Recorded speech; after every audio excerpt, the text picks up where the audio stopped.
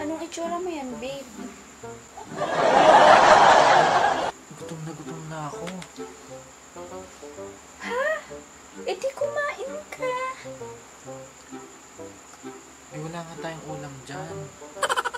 Anong wala, babe? Ang daming itlog. Sa ref. Itlog na naman. Huwag sabihin hindi ka na kumakain ngayon ng itlog. Eh, babe, sawa na ako kasi itlog na nga yung unahin ko kanina. Oo, eh anong gagawin natin? May pera ka ba dyan? Bibilhan kita. Eh, wala nga akong pera dito. Hindi pa ako nasahod. Wait nga. Hindi ka pa ba nagbabayad ng utang kay Aling Goreng? Ha? Ano pa ba tayo doon? Ano ka ba naman? Hindi sinabi ko na nga sa'yo, bayaran mo yung utang natin para sa susunod, makakautang ulit tayo. Ay naku, babe. Nakalimutan ko nung huli mo akong binigyan ng budget.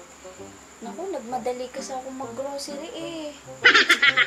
Sabi ko naman kasi sa'yo, magtira ka ng pambayad doon para nga kasi makautang tayo.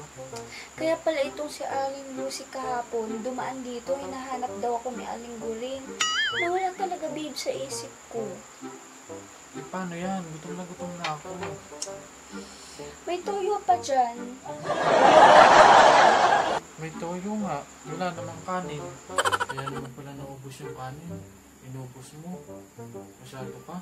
Nilulubos-lubos mo yung pagkain mo. Hindi mo man lang ako inisip na hindi pa ako kumakain.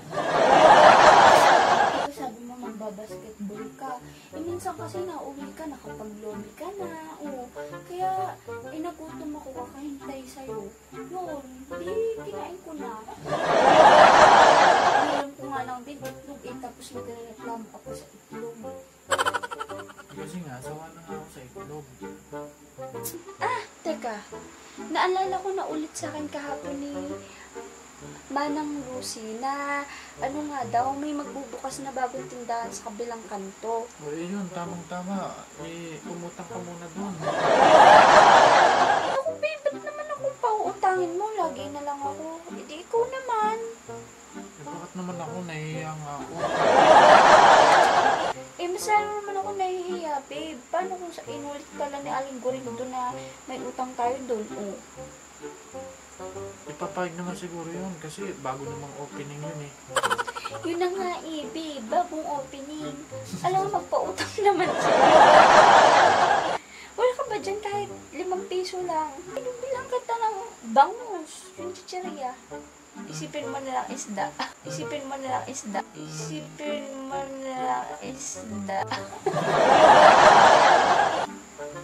Sige, ganito na lang. Ah, mamili ka. Isda o inasal. Sige, ganito na lang. Ikaw na lang yung kakainin ko.